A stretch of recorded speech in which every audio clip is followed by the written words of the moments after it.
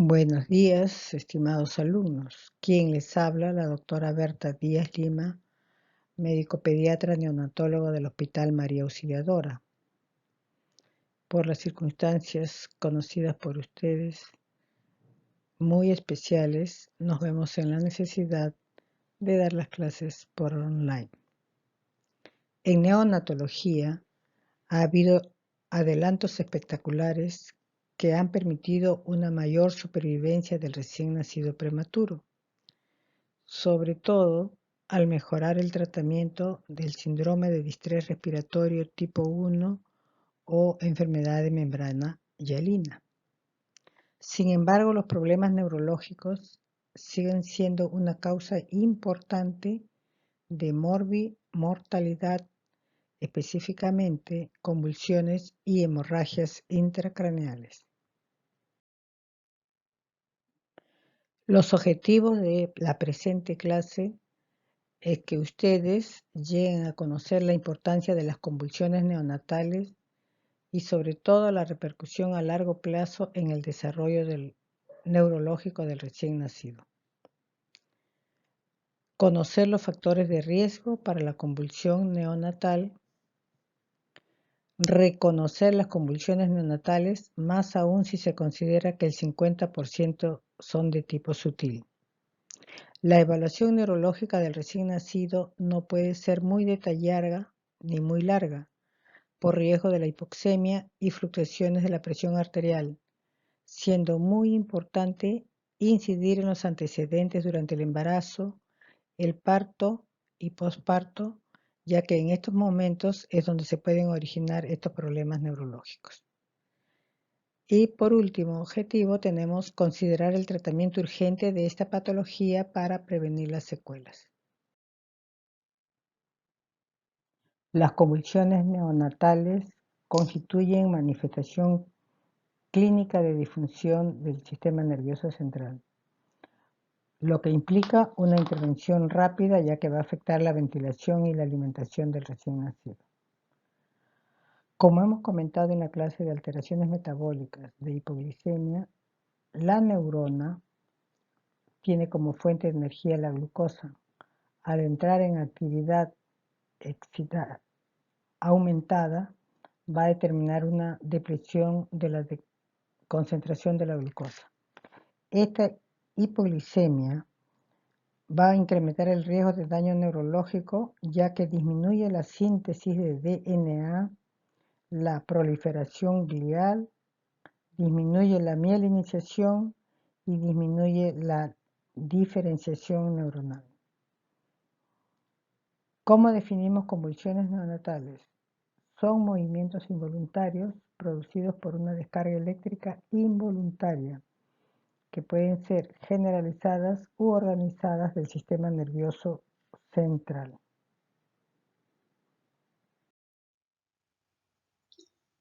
Aquí podemos apreciar que la descarga eléctrica anormal del cerebro va a determinar que se pierda la capacidad de regular la función y puede reaccionar sin control. Las condiciones fisiológicas del cerebro inmaduro que vamos a ver a continuación van a permitir un mayor riesgo de convulsiones, como el hecho de que tenga una mayor densidad neuronal, un mayor número de conexiones, mayor expresión de los receptores excitatorios en las sinapsis axomáticas y axodendríticas, un mayor nivel excitatorio, es decir, un incremento del glutamato N-metil de aspartato, y un menor nivel inhibitorio, o sea, una disminución del gamma aminobutírico.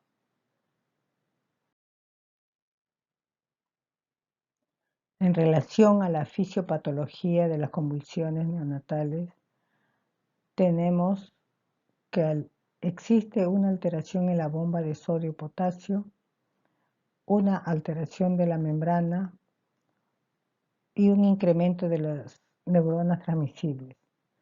Todo ello permite que de alguna manera haya mayor entrada de sodio hacia las neuronas. Esto va a determinar una descarga eléctrica excesiva y sincronizada. En la función normal de las neuronas existe un equilibrio entre los transmisores excitatorios, o sea, el glutamato N-metilaspartato, y los elementos inhibitorios, o sea, el ácido gamma-aminobutírico. Cuando existe un desequilibrio, sea por disminución de los inhibitorios o un incremento por aumento de los excitatorios, se puede dar una convulsión neonatal. En este cuadro podemos ver las convulsiones y su pronóstico de desarrollo neurológico normal a los 4 años de vida. Es un estudio realizado por Volpe ya en el año 1995, pero que, dada la importancia que tiene, los autores y especialistas lo utilizan para que nosotros podamos tratar de prevenir algunas patologías que permitan disminuir los riesgos neurológicos. Podemos observar acá dos extremos. Uno, donde hay la digenesia cerebral, es decir, algún tipo de malformaciones del recién nacido, donde definitivamente el desarrollo neurológico normal va a ser cero. Y el de la hemorragia intracraneana de tipo intraventricular, que se da preferentemente en prematuros, que además pueden tener asociadas otras patologías que también pueden incidir en las alteraciones neurológicas y en los cuales el desarrollo neurológico va a ser menor del 10%. Tenemos como un porcentaje promedio del 50% patologías como la encefalopatía hipóxica, la hipoglicemia, las infecciones y la hipocalcemia de inicio temprano.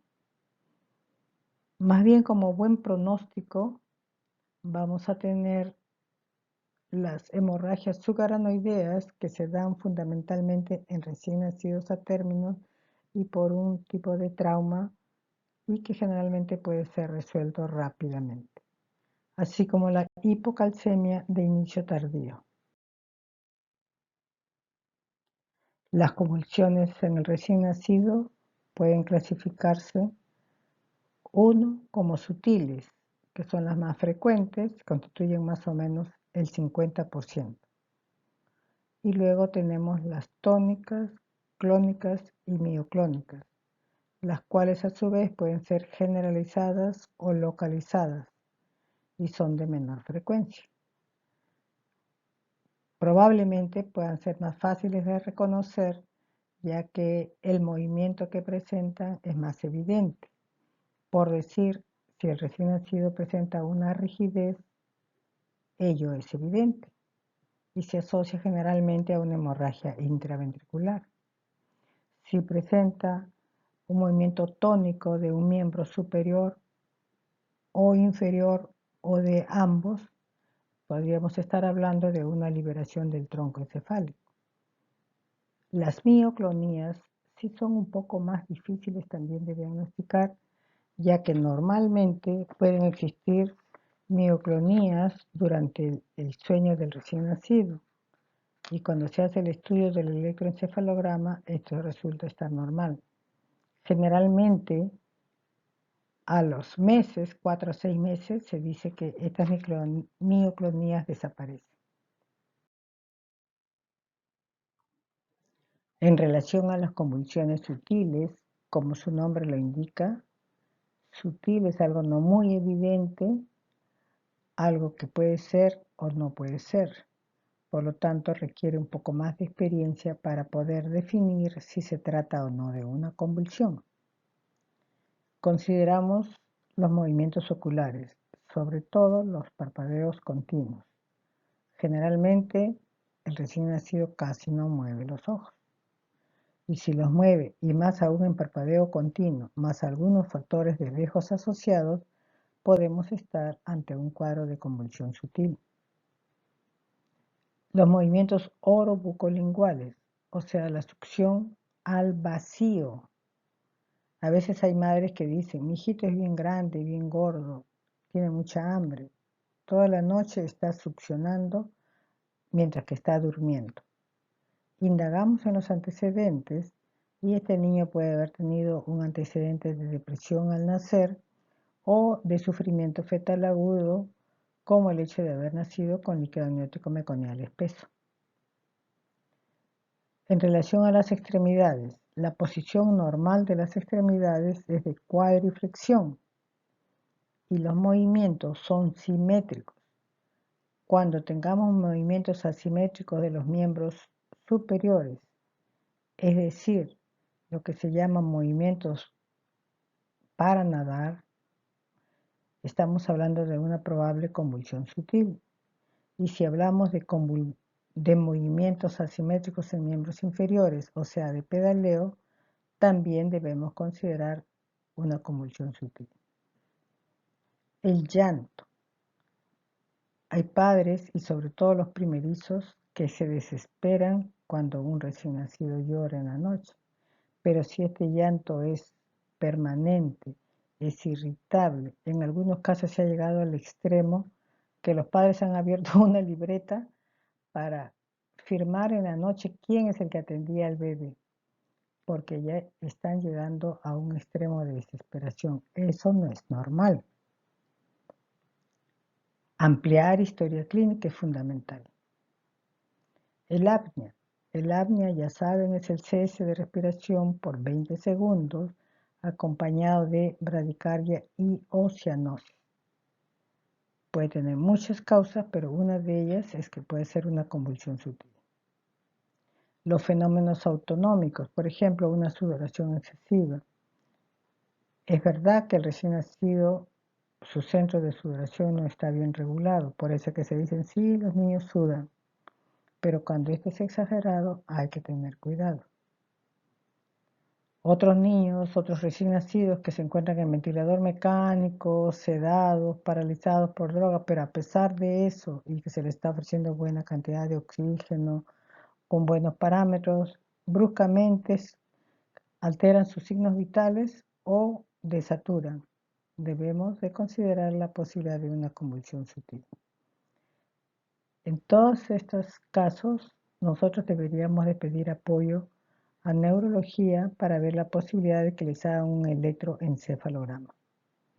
Se recomienda actualmente que en los hospitales de tercer nivel que manejan pacientes graves, no solamente los prematuros, sino también pueden ser los deprimidos, asfixiados, los que tengan algún tipo de infección, que muchas veces puede ser meningoencefalitis asociado, debería hacerse un estudio de electroencefalograma para que nos ayude al diagnóstico de las convulsiones.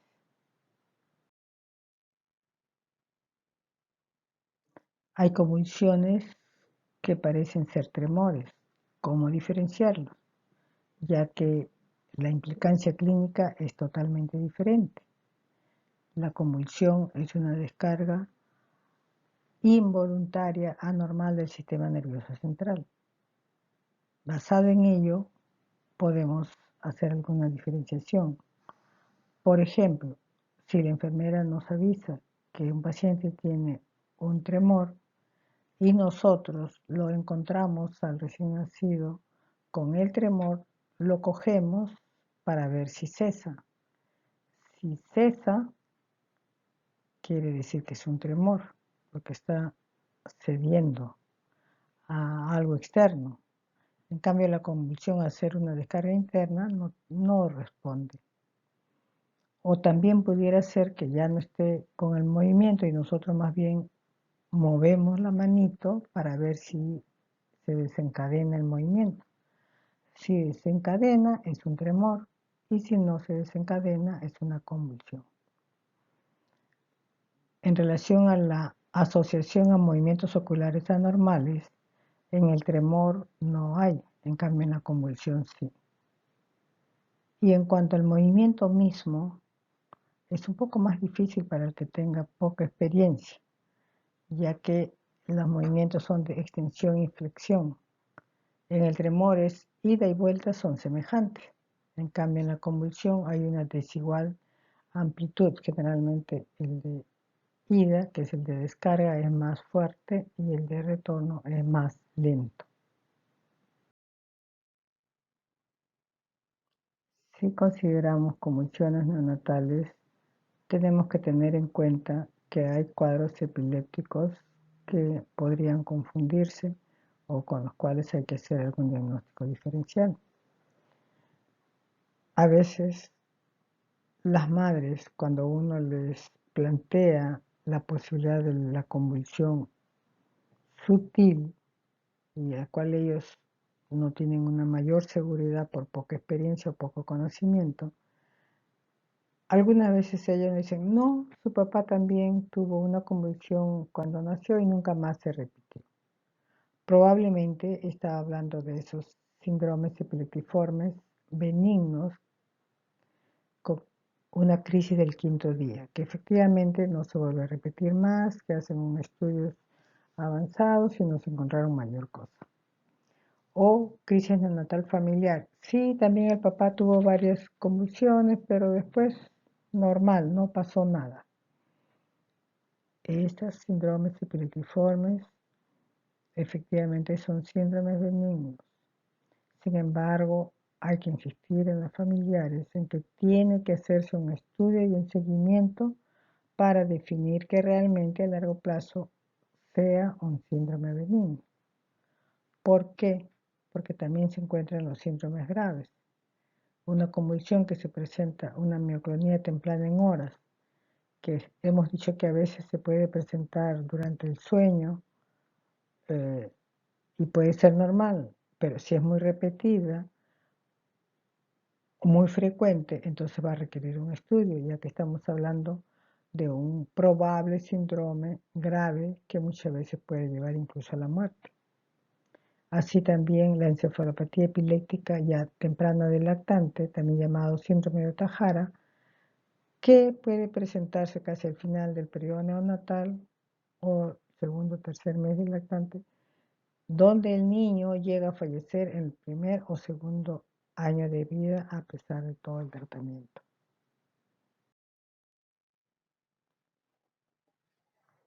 Como todo en medicina, para llegar a un diagnóstico, anamnesis, que en este caso significa revisar los factores de riesgo prenatales, natales o postnatales que puedan determinar algún tipo de riesgo para las convulsiones, ¿no?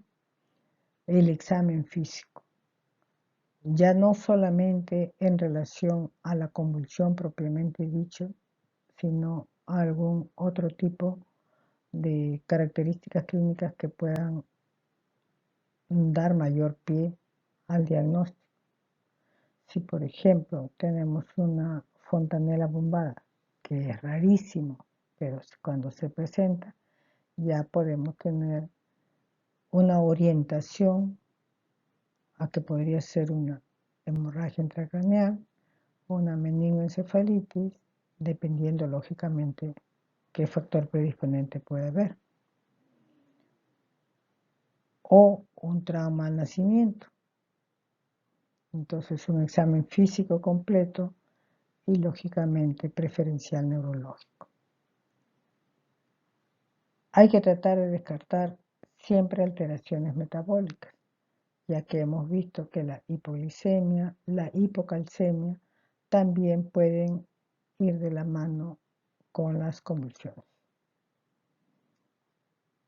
Si tenemos riesgo para infección, tenemos que hacer un estudio de sangre, de orina, siempre un líquido cefalorraquídeo, un electroencefalograma para que nos ayude a ver el patrón anormal del encéfalo, aunque esto se requiere mucha experiencia y a los cuales hay que acudir al neurólogo pediatra, y la ecografía cerebral transfontanelar. Estos exámenes de electroencefalograma y ecografía cerebral transfontanelar tienen que hacerse a la cabeza del recién nacido, o sea, en su incubadora, ya que muchas veces estos niños están graves y muy delicados. Y estos nos van a orientar en primera instancia para las causas de las convulsiones.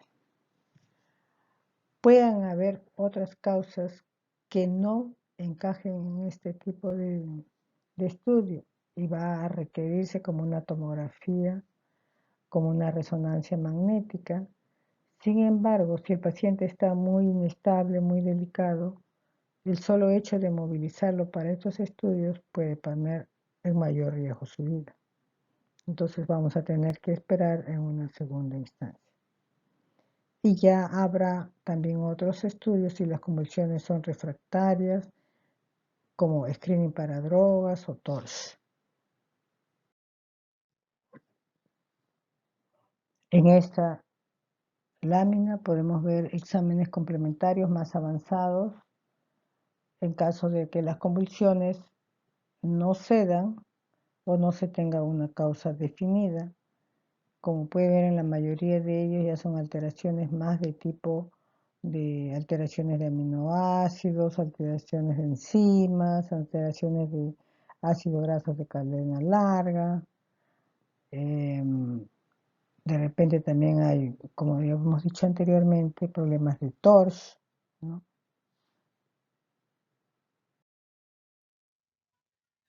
En relación al tratamiento de convulsiones, debemos considerar como primer paso fundamental el soporte de ventilación y perfusión, ya que muchas veces se asocia hipoxemia, hipotensión e hipoperfusión.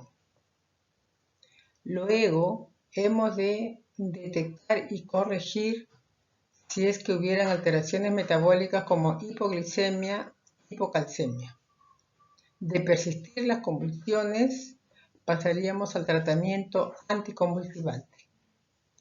La droga de elección para las convulsiones neonatales es el fenobarbital y como coadyuvante la difenilidantoína si esto no se diera. Sin embargo, está en revisión últimamente el uso de la difenilidantoína, dándose una mayor prevalencia al uso del lorazepam. Es verdad que a veces en los servicios de salud no se cuenta con el lorazepam, sino con el fenobarbital y la difenilidantoína. Por lo tanto, aún en la actualidad debemos tener presente el uso combinado de ellos.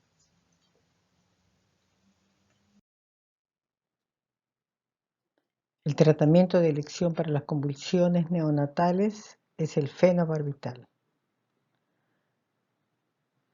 Tenemos algunos medicamentos que en el lactante actúan rápidamente, como es el diazepam.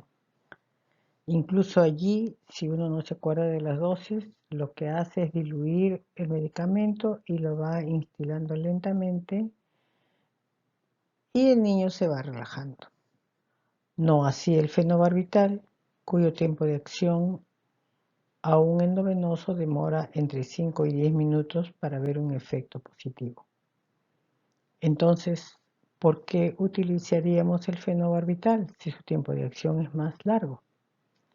Otras bondades tiene.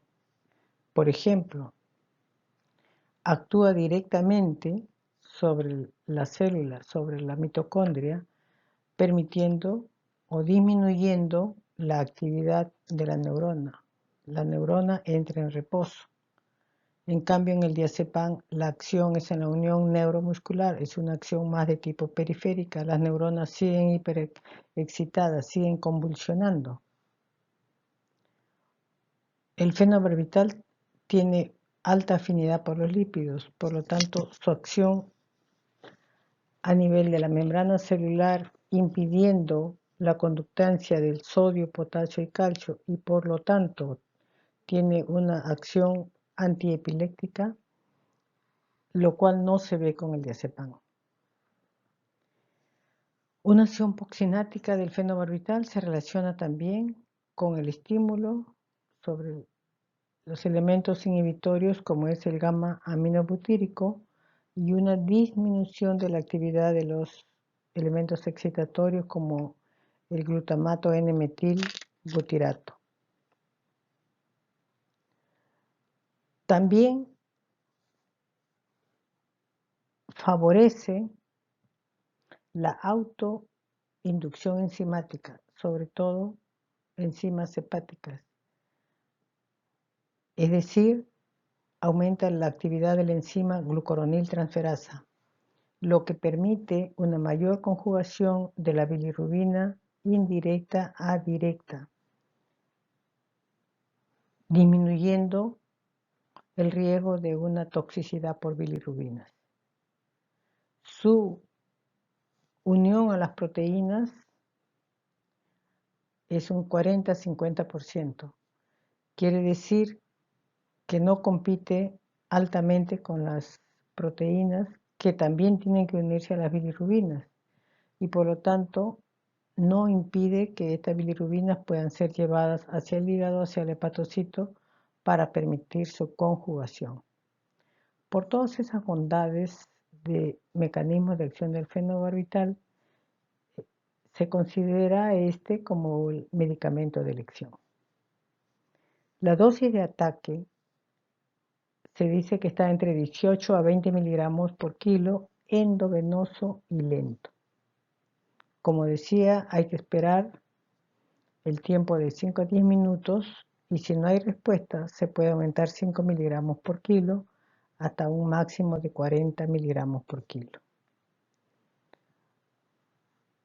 ¿Por qué no más? Porque luego de la acción anticonvulsivante va a haber una acción sedante y posterior una acción depresora del sistema nervioso central, que podría llevar a un paro respiratorio. Por lo cual habrá que adicionar otro tipo de medicamentos. Pero si la convulsión se diera, se pasa a una dosis de mantenimiento que va de 3 a 5 miligramos por kilo día. En este algoritmo de las convulsiones neonatales se insiste en descartar alteraciones metabólicas y luego recién iniciar el tratamiento con anticonvulsivante, fenobarbital, medicamento de elección. Si se controlan las convulsiones, se pasaría a una dosis de mantenimiento. De lo contrario, se incrementarían los bolos hasta un máximo de 40 miligramos por kilo.